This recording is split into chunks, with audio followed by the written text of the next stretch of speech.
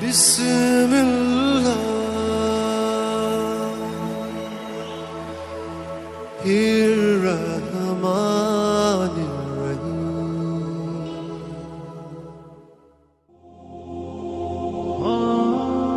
السلام علیکم میرے محترم عزیز دوستو،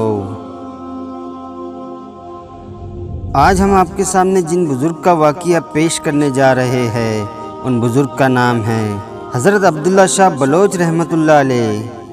دوستو، حضرت عبداللہ شاہ بلوچ رحمۃ اللہ علیہ لاہور کے اولیاء اللہ میں بڑے ہی نامی اور بڑے ہی اعلیٰ مقام درجے کے بزرگ گزرے ہیں۔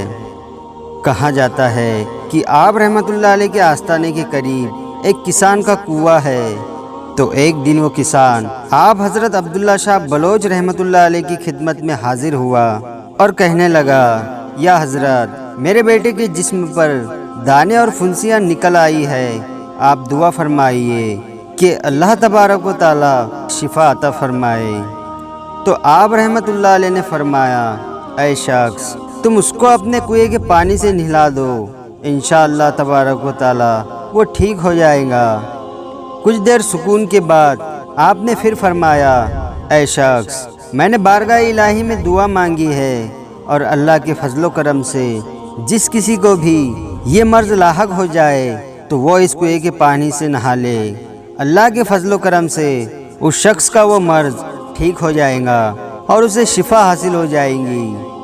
اس کسان نے آپ رحمۃ اللہ علیہ کے مطابق اپنے بیٹے کو کنویں کے پانی سے جب نہلایا تو وہ اسی وقت اللہ کے فضل و کرم سے شفا یاب ہو گیا، ٹھیک ہو گیا۔ اس روز سے لے کر آج تک لوگ اپنے ان بچوں کو اس کنویں کے پانی سے غسل کراتے ہیں جن کو بدن پر دانے یا پھنسیوں کا لاحق مرض ہو جاتا ہے، اور اس پانی کے غسل سے وہ صحت مند ہو کر شفا یاب ہو جاتے ہیں۔ بالکل اسی طرح بیان کیا جاتا ہے کہ ایک مرتبہ ایک سوکتے باز نے، جو ایک قسم کا جادوگر تھا، اپنے عمل کے ذریعے ایک جنات کو اپنے قابو میں کیا ہوا تھا، اور وہ اس جن کی مدد سے زمین کے نیچے اس جن کو چھپا کر جو چاہتا تھا وہ کہلوا لیا کرتا تھا۔ اس زمانے میں حضرت عبداللہ شاہ بلوچ رحمۃ اللہ علیہ کی خوب شہرت تھی۔ آپ اللہ تبارک و تعالیٰ کے برگزیدہ بندے اور صاحب کمال بزرگ شخصیات تھے۔ اس جادوگر کی شہرت بھی اس طرح لاہور میں بہت زیادہ مشہور ہو گئی تھی، اور اس کی یہ بات بہت زیادہ مشہور تھی کہ یہ شخص بڑا ہی باکمال ہے، یہ قبر کے مردوں کو زندہ کر کے ان سے بات کرتا ہے، ان سے ہم کلام ہوتا ہے، اور اس طرح کی باتیں اس شخص سے منسوب ہو چکی تھی۔ اس جادوگر نے لاہور کے بہت سے لوگوں کو بل گلا کر اپنا مرید بنا لیا تھا۔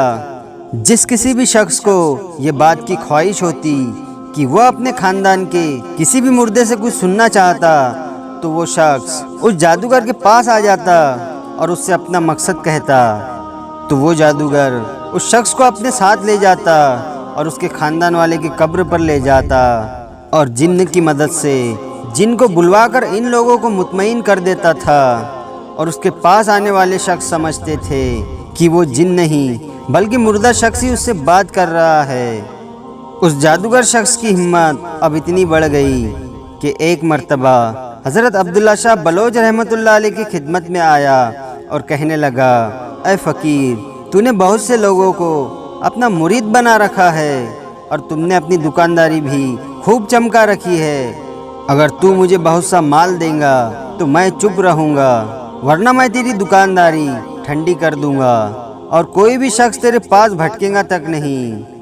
اس شخص نے اس طرح گستاخی اور بدتمیزی کا مظاہرہ کیا کہ آپ کے پاس بیٹھے ہوئے عقیدت مند اور مریدوں کو غصہ آ گیا، مگر حضرت عبداللہ شاہ بلوچ رحمۃ اللہ علیہ نے اس جادوگر کی بات سن کر تبسم فرمایا، یعنی آپ مسکرا دیے، اور اپنے خادم کو حکم دیا کہ اسے 10 روپے دو اور چلتا کرو، کیونکہ کتے کا منہ لقمے سے ہی بند ہو جاتا ہے۔ تو آپ رحمۃ اللہ علیہ کے حکم سے آپ کے مرید نے اسے 10 روپے دینا چاہے، لیکن اس جادوگر نے روپے لینے سے انکار کر دیا، کیونکہ وہ تو زیادہ روپیوں کی لالچ میں آپ رحمۃ اللہ علیہ کے پاس آیا تھا۔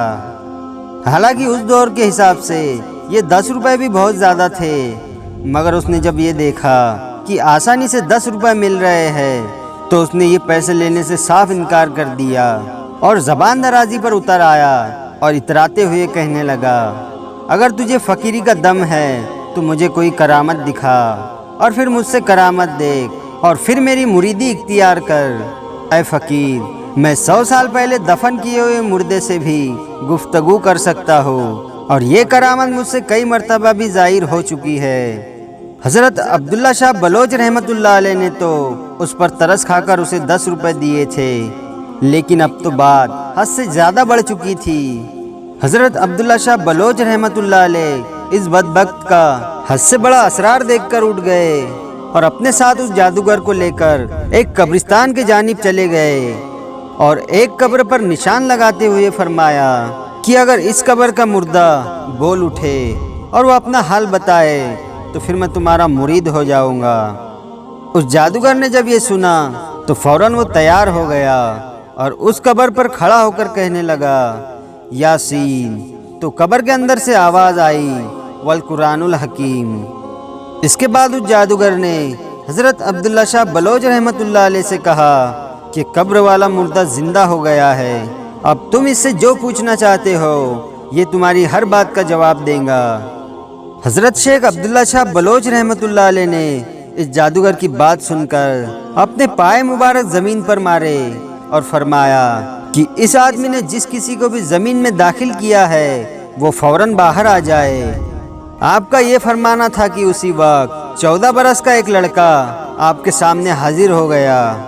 आप रहमतुल्लाह अलैह ने उससे पूछा, तू कौन है?